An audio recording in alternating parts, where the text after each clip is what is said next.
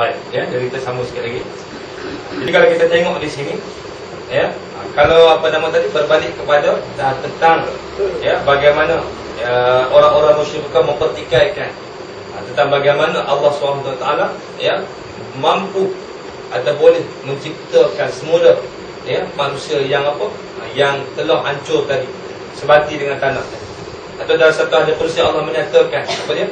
Kalau daripada tiada boleh aku adakan. Nikah pula benda yang ada nak buat semula. Ya, bukan menjadi satu benda yang susah. Ya, bagi Allah Subhanahu wa taala. Baik, daripada tak ada manusia tak ada boleh diadakan. Nikah pula kita dah ada kan, nak cipta semula bukan susah. Dah ada acuan dah. Ada dah dia punya apa nama? Ya, bahasa kita acuan dah pada mudah kan.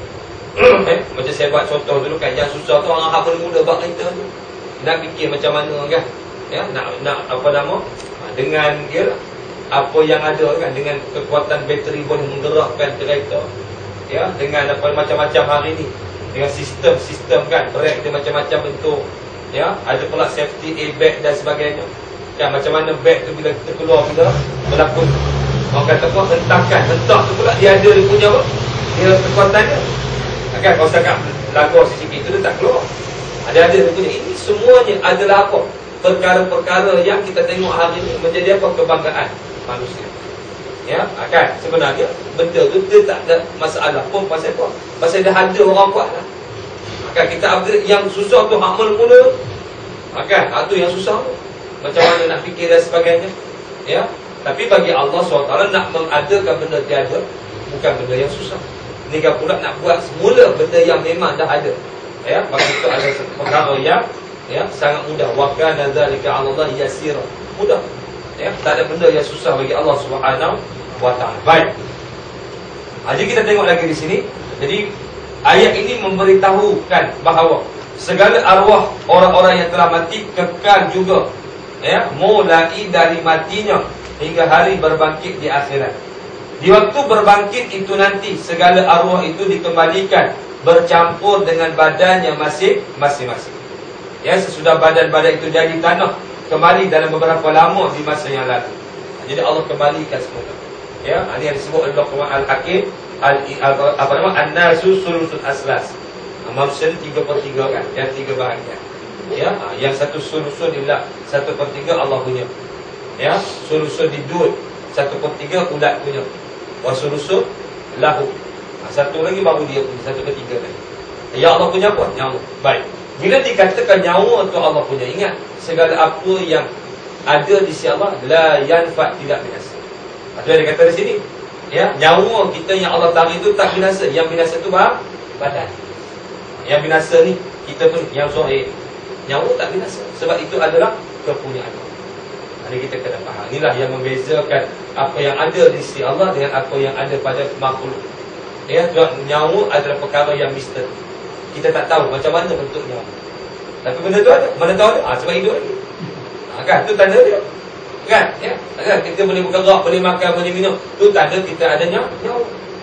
Tapi kalau orang tanya apa bentuk nyawa, tu pun tak boleh kita nak fikir. Ni kan pula kita nak fikir tentang pencipta nyawa, lagi tak mampu. Kan? Tentang nyawa tu pun kita dah tak mampu nak berfikir. Nak berfikir tentang pencipta nyawa. Wallahu a'lam. Kan?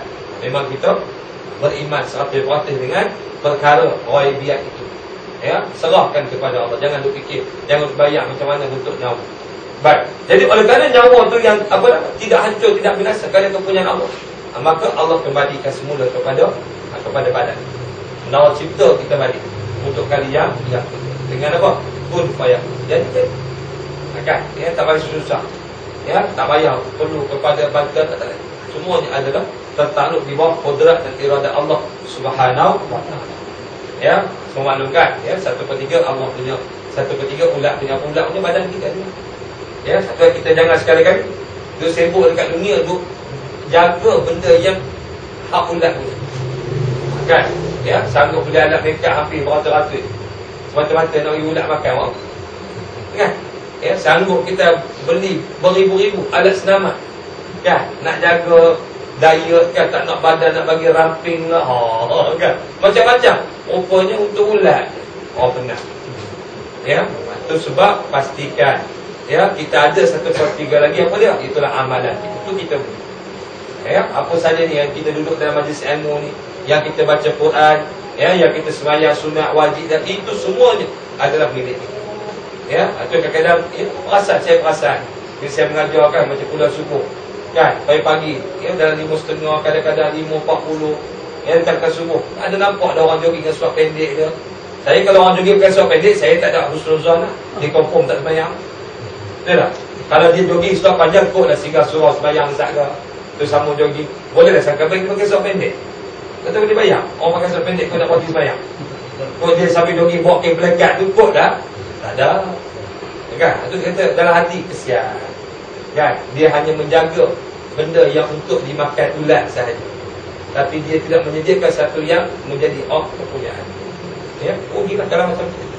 Ya, baik, mari kita ingat ya, nahnu nahkum bizawahir. Kita hanya boleh menghukum secara zahir tu. Kan? Nampak? Cara ni, cara zahir. Kalau macam tu keadaannya, keluar sebelum subuh, kan, dengan berpakaian begitu, takkan kita nak boleh bersangka baik orang macam tu nak sembahyang? Kita tak nampak. Kebarangkalian dia nak sembahyang subuh tu memang susah. Ya, nampak ada kalau dia jogging pakai track suit ke, kan, ya, atau dia jogging sambil duduk apa, dia pakai kain pelekat buat terpolok kat atas kepala ke, tu boleh dah sangka baik lagi. Dia tak ada apa, kan, memang tak ada apa, semata-mata nak jogging. Ya, baik. Jadi kita tengok lagi di sini, ya. Jadi segala arwah itu nanti akan dikembalikan bercampur dengan badan masing-masing. Ya, sudah badan itu jadi tanah, kembali dalam berapa lama masa lepas. Sesudah itu arwah-arwah itu masuk badannya masing-masing. Iaitu manusia itu telah hidup kembali dengan cara kehidupan akhirat. Ya, pada masa itu kita hidup semula. Tapi cara kehidupan kita dunia akhirat ni tak sama. Kan? Ya, sebab apa? Sebab kehidupan di dunia penuh dengan apa? Nafsu. Kita ada lagi nafsu. Akhirat nafsu sudah tidak ada, tak ada lagi. Yang ada hanyalah apa? Fikir tentang amalan saja. Tak ada lah bukan. Ya, kecuali orang-orang yang beriman tadi ya. Itu dikecualikan. Orang beriman semua tenang, aman, sejahtera. Kan? Yang cerita duk pusing, kelang kabut, di semua cerita golongan yang tidak. Ya, sampai yang dikatakan, yang ayat yang menceritakan satu hari sama dengan 1000 tahun dekat dunia, kan? Satu hari sama dengan 50,000 tahun di dunia. Jadi menimbulkan apa? Kekhilafan di kalangan ulama, mana betul. Sedangkan dulu itu adalah ayat Quran. Kan? Kan ada satu ayat dalam surah apa tu? As-Sajdah. Ya, yang mana Allah SWT sebut, ya, kana miqdaru alfasanatin mimma ta'udun, kan? Satu hari di sana sama dengan 1000 tahun mengikut kiraan kita dekat dunia. Tiba-tiba dalam surah Al-Ma'arij Allah menyatakan pula 50 alfasana. Satu hari dekat sana sama dengan 50,000 tahun. Timbul persoalan, mana betul ni? Satu kata 1000, satu kata 50,000. Maka berkata ulama, dua-dua betul. Ya, kenapa? Kerana ia tergantung kepada keadaan manusia yang derhaka kepada Allah Subhanahu wa ta'ala. Ya, nampak? Orang beriman dia tak terasa. Ya, yang terasa tu ialah orang yang ingkar.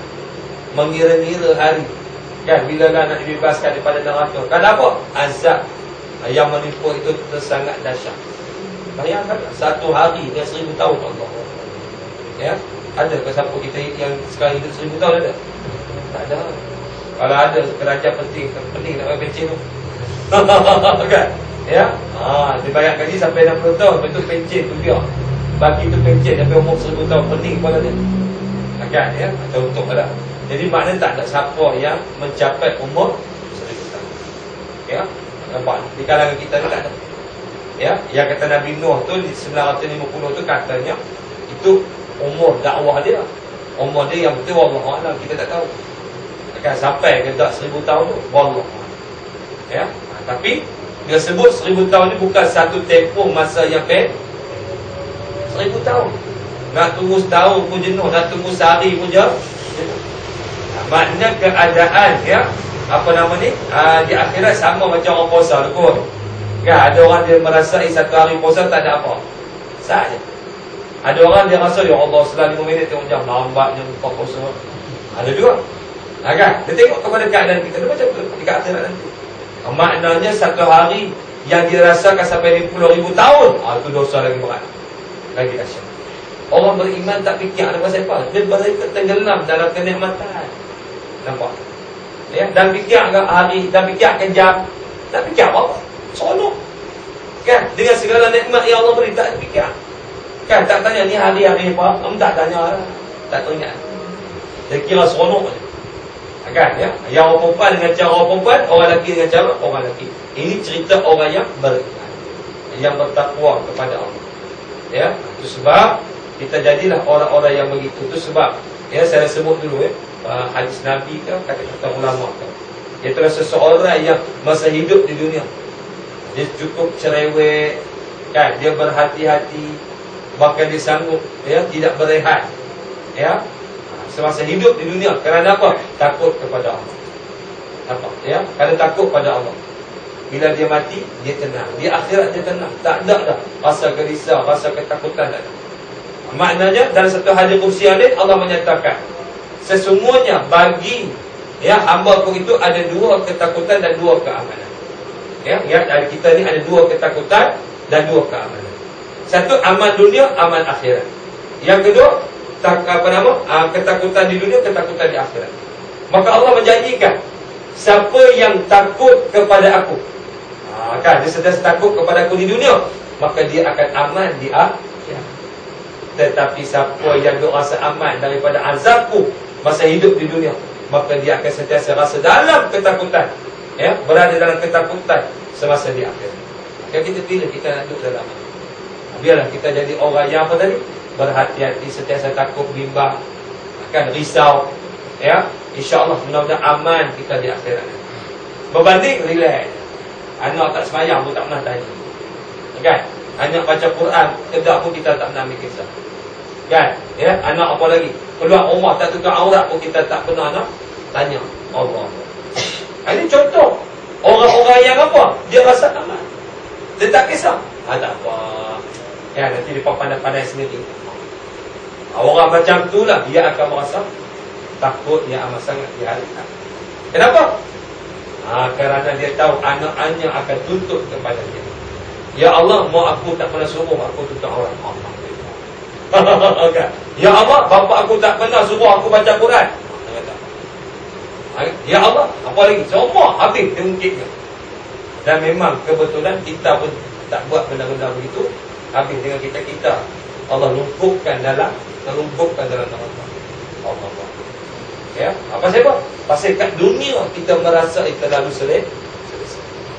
Ya, betul-betul kalau nak keluar rumah pagi-pagi, kan, pastikan anak isteri, ya, kan, ataupun muslimat nak pulang, bagaimana pastikan anak tu sekurang-kurangnya sembahyang subuh, baca Quran. Kalau saya pergi mana, saya hantar mesej, saya telefon, ya, kan, saya tak nak saya pulang subuh ke orang cerita punya bagus kat rumah anak tak subuh. Allah, takut tuan, ya, takut. Ya, tu saya kata telefon teruk, kan, kenapa kita kenal bini kita kadang-kadang jenis telefon sekali, dia dengar balik. Telefon 2 kali, bagi terus, bagi dah. Kan, 2-3 kali, kan, contoh, kejut anak-anak, suruh sembahyang jemaah baca Quran. Ya, sebab kita dah pulang. Kalau saya di rumah, tuan-tuan, macam saya kerja memang. Ya, sampai saya buat, sekarang buat peraturan. Tertinggal 1 rakaat, saya rotan. Pakai kelang rambut. Kan, dan saya buat semua. Kan, ya, juga bila dengar kata saya panggil, sebelum ni kita serahlah kat orang rumah ni. Tapi jenis mak baik sangat ni, anak tak takut. Allah. Lepas tu duduk balik tu teriak kat kita, anak tak boleh dengar cakap. Saya kata macam mana, tegas dah sikit. Kan, dia kata tegas dah, anak tak takut, anak tak heran. Mana nampak, tak apa. Kan, ya, dia dah kena pok juga.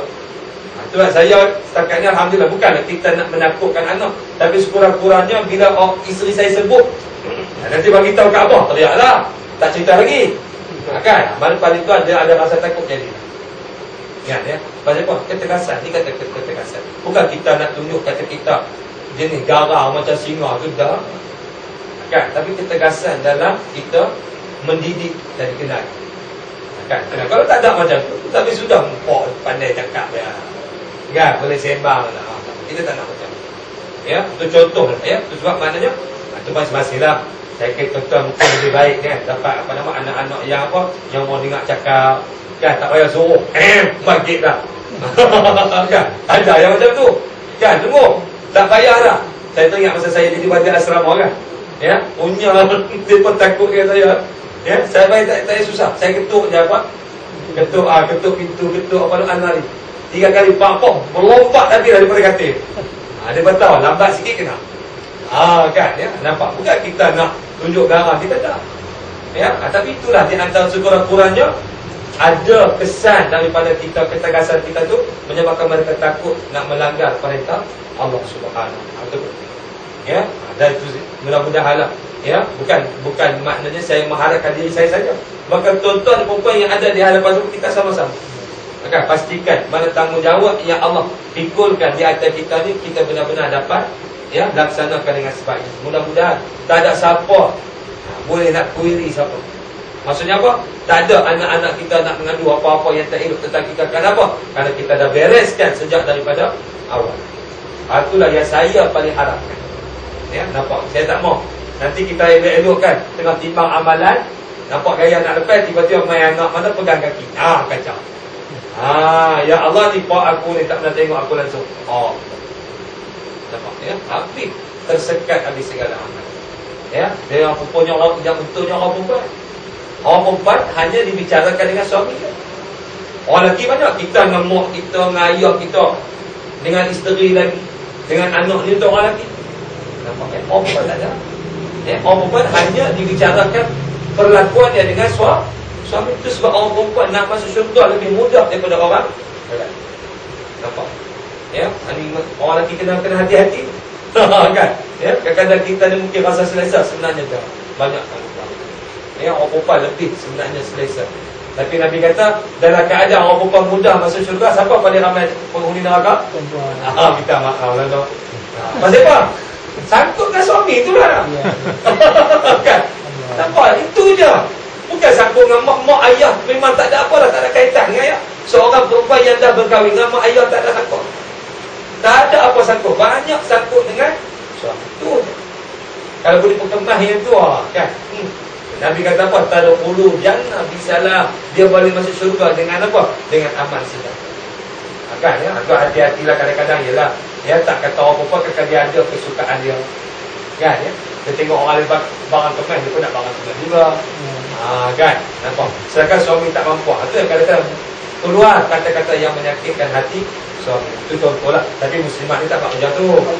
InsyaAllah. Ini cerita lain. Takut lepas ni tak pikat, nak minta geram dan pikat 3-4 kali. Dan ni contoh saya bagi contoh, kan? Minta tak salah, ikut kemampuan, kan? Mana tahu. Macam orang tak surat permohonan nak minta masuk mana? Apa nama SPPI, dapat belum tentu, kan? Tapi sekurang-kurangnya minta. Nampak kan? Kita ada usaha. Ni kita tak minta dia tunggu mana nak main gelam kan? Kita tak minta. Kan? Itu contoh lah, ya? Baik. Jadi maknanya ini di antara keadaan. Tapi tak apalah, kita jagalah insya-Allah. Mudah-mudahan. Ya? Itu sebab mana-mana isteri dia tolong suami, kan, macam didik anak-anak, kan? Kan, walaupun kalau ikut didik anak tu kerja suami, tapi isteri tolong bantu. Mudah-mudahan dengan dia tolong bantu didik anak-anak tadi, suami redha kepada isteri, masya-Allah. Cukup.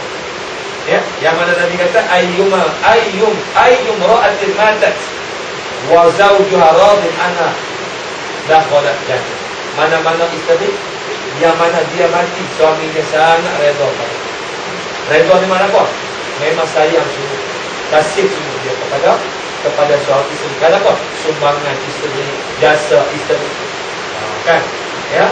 Maka Nabi memberi jaminan dakhalat dan isteri tadi masuk. Tak ada siapa boleh halang. Tak ada siapa. Ini jadi Nabi SAW. Kan? Tapi itulah yang bunyi dia sedang, kan? Tapi nak laksana tu Allah. Kadang-kadang dengar, kan, benda-benda yang menyakitkan. Kena sabar. Ya, baik. Jadi itu di antara, ya, serba sedikit, kan? Dia tak ada siapa menang, siapa kalah. Semuanya kita masing-masing ada apa? Ada tanggungjawab. Ada kelebihan dan ada kekurangan. Sebab Allah cipta lelaki dan perempuan bukan nak menindas ataupun ambil kesempatan antara betul, saling kuat menguat. Ya, saling apa? Tolong menolong, bantu membantu. Wa ta'awanu 'alal birri wat taqwa. Maksudnya ada kerja yang orang lelaki boleh buat, orang perempuan tak mampu buat. Dan ada benda yang orang perempuan boleh buat, tetapi lelaki tak mampu buat. Jadi bila kita kerjasama, insya-Allah, ya, tolong menolong, kita akan menjadi apa? Melahirkan satu kekuatan dalam membina generasi yang benar-benar beriman dan bertakwa kepada Allah, insya-Allah. Baik, saya habiskan sekali lagi. Sesudah itu arwah itu masuk ke dalam badan masing-masing, iaitu manusia yang telah hidup kembali dengan cara kehidupan akhirat, maka datanglah lagi waktu manusia itu berhisab dan beberapa kejadian yang lain akan berlaku. Bacalah baik-baik ni, ini dah bulan depan. Kan? Dan disuruh baca elok, baca elok bulan depan. Ya, insya-Allah. Nanti kita akan masuk kepada ayat yang ke-8, sambungannya bila mahu dah ditanya. Ini berkaitan dengan cerita orang beranak ni. Ya, kalau zaman dulu bukan beranak, dia membunuh kan. Dia tanam anak perempuan hidup-hidup. Jadi Allah akan persoalkan balik, kenapa kamu membunuh anak itu? Maknanya sama lah orang beranak tadi pun. Kan yang bangun ni kan dia Allah buat. Dia kelar anak tadi. Ada yang lain soal tertekak apa? Tak tahu lah. Takutlah ya sekarang. Lebih dahsyat lah zaman jahiliah. Kan zaman jahiliah anak perempuan jadi bangsa. Zaman dahulu tak kira anak lelaki perempuan macam. Ya, kenapa? Itu akibat daripada dosa. Ya, kerana satu dosa berbuat dosa yang kedua. Ya, dapatkan satu dosa berzina kan? Dosa besar. Buat dosa yang kedua membunuh. Ya, anak yang tidak berdosa. Allah. Ya, kita tak tahu lah kalau dia tak bertaubat dan sebagainya maka. Ini Allah katanya pasal apa bunuh, bunuh ni pasal apa. InsyaAllah kita akan masuk ya perbincangan saya panjang lebar pada bulan depan. Biar ada soalan kena tanya. Ada tak? Muslimat ke muslimin ke? Ada berapa bulan ni? 20? 20.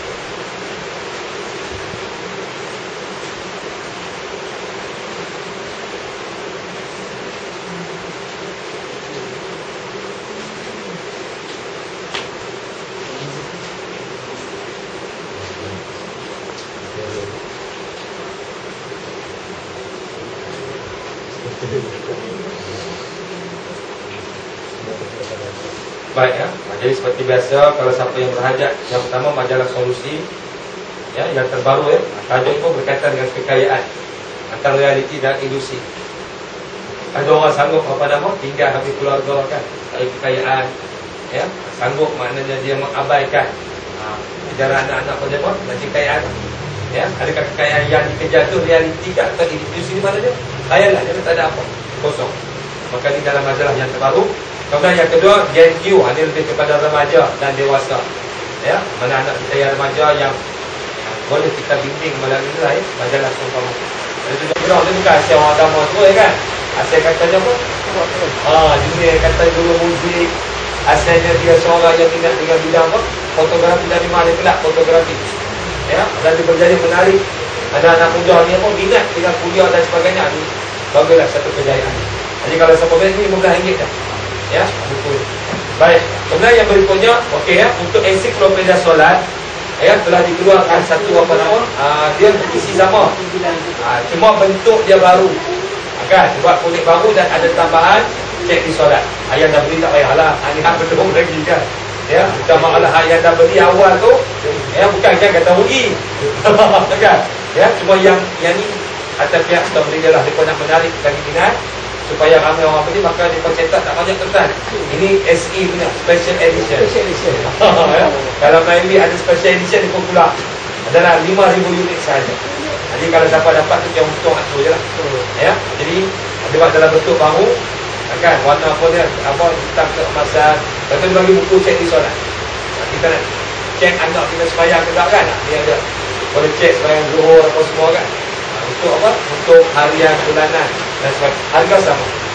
Dan cara pembayaran pun sama, terpulang. Dan dibayar juga. Ya, itu yang terajar lah. Minyak wangi pun ada. Minyak wangi pun yang buat tu orang Islam. Ya, seorang sahabat dia kerja dekat apa, dekat Mekah Allah. Dia mengusahakan sekarang minyak wangi sebab singkat putih merah. Yang mana kalau itu harga sebotol tu RM8 kesudahan. Saya ambil orang kata apa, sebotol RM7, kalau 2 botol RM5. Maksudnya 2 botol tu RM10 lah. Kan ya, maknanya jatuh 1 botol RM5. Jadi kalau siapa nak beli sebotol RM7, kalau 2 botol tu RM10.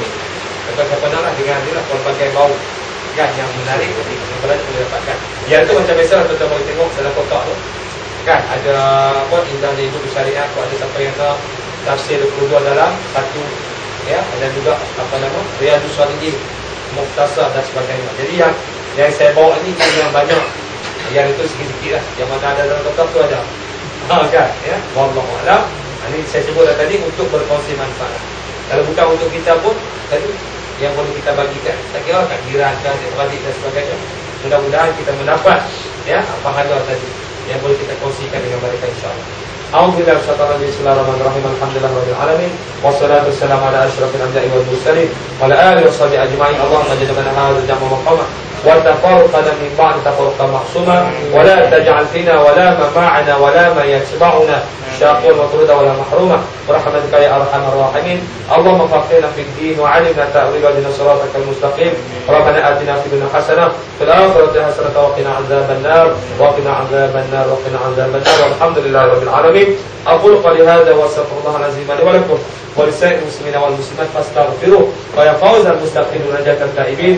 والسلام عليكم ورحمة الله وبركاته. تكبير الله أكبر. الله أكبر.